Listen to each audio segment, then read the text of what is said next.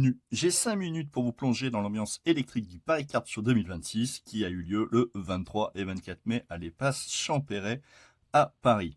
Soyons honnêtes, le lieu est idéal, les salles sont spacieuses et l'atmosphère est parfaite pour ce type d'événement. Petite précision technique, certaines images que vous allez voir ont été tournées en dehors des heures officielles, il y a donc des différences de fréquentation suivant les plans. Le salon était intelligemment séparé en deux. D'une côté, à droite, plutôt les professionnels et à gauche, plutôt les collectionneurs. À l'entrée, impossible de rater le stand Tops, qui était le sponsor principal de l'événement. Bien sûr, tout le monde les a harcelés de questions concernant le pop-up store parisien.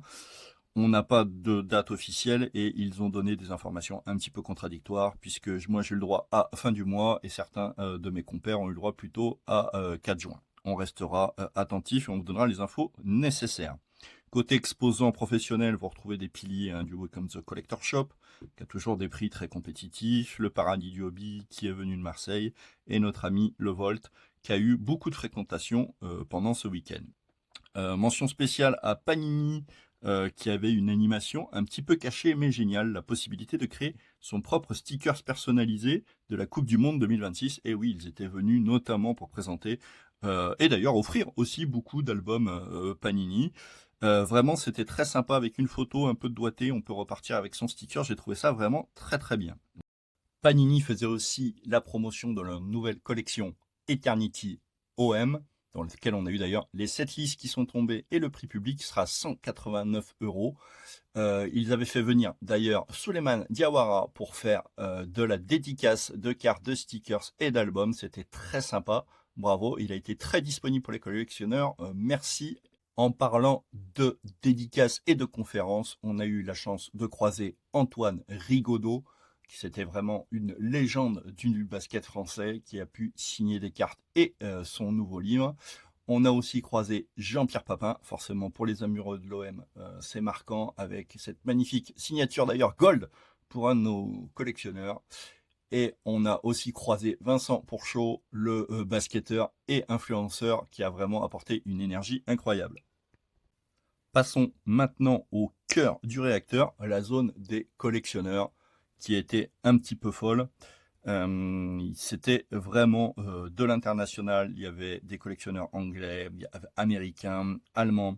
Il y avait une vraie ferveur autour du salon et ça, c'est vraiment génial. Il y avait aussi du TCG, du Pokémon qui était présent, mais le sport était un petit peu dominant. C'est un peu l'essence aussi du Paris 4 Show initialement.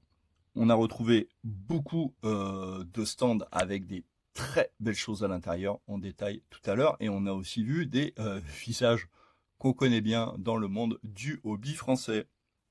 Là, par exemple, on croise Mac Custom avec ses cartes créées qui sont vraiment magnifiques, avec des très belles choses. Et d'ailleurs, on parlera personnalisation avec lui. J'ai fait quelques interviews que je vous mettrai dans une seconde vidéo. On a aussi croisé notre copain de Cokeo qui est spécialisé en football, mais pas que. Et aussi d'autres customers que vous connaissez bien, comme Delambreté avec son nouveau logo, ses nouveaux suites et ses magnifiques cartes. Il a fait un carton, ainsi que J-Hoop qui était présent avec ses magnifiques créations vintage notamment, mais pas que. Et d'ailleurs, pareil, on en parlera en interview. On a croisé aussi d'autres visages du hobby en France, bien sûr. Eric qui participe régulièrement au Café des Cartes avec ses vitrines qui sont complètement folles. On a croisé aussi pas mal de gens de BTC, le forum sur les cartes qui est en place depuis très longtemps. Un petit coucou Acide avec qui j'ai passé un petit peu de temps aussi. Et au détour de chemin, de temps en temps, vous tombez sur des cartes folles comme cette double patch auto Libron Michael, une carte incroyable. Je ne l'avais jamais vue en vrai. Cette estimation en ce moment est plutôt dans les 100 000 €. C'est vraiment une carte incroyable.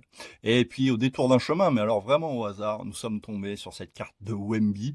Alors j'ai été très curieux, j'ai d'ailleurs interviewé son propriétaire. Cette carte de Wemby, elle est juste folle. J'en avais parlé dans le Café des Cartes il y a déjà quelques temps. Et oui, il est venu nous la montrer en France. Alors je vous passerai pareil l'interview en longueur un peu plus tard. Voilà, Parlant de visages bien connus dans la communauté, on a croisé Alex de Trash Talk, qui d'ailleurs a fait une très belle vidéo sur son Paris Card Show qui est déjà disponible sur sa chaîne. On a croisé aussi Domingo, qui était là avec son entreprise Clutch Collect, qui a travaillé beaucoup sur le salon.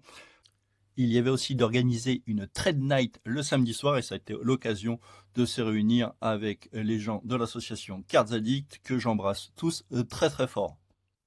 Voilà en gros comment s'est déroulé l'événement. L'organisation annonce 5000 visiteurs, ce qui est vraiment exceptionnel pour un salon français. Bravo à eux.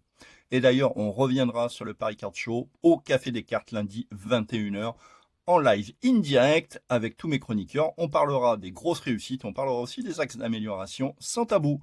Voilà, je vous souhaite à tous une bonne journée, je vous dis à bientôt et vous n'hésitez pas à vous liker et vous abonner.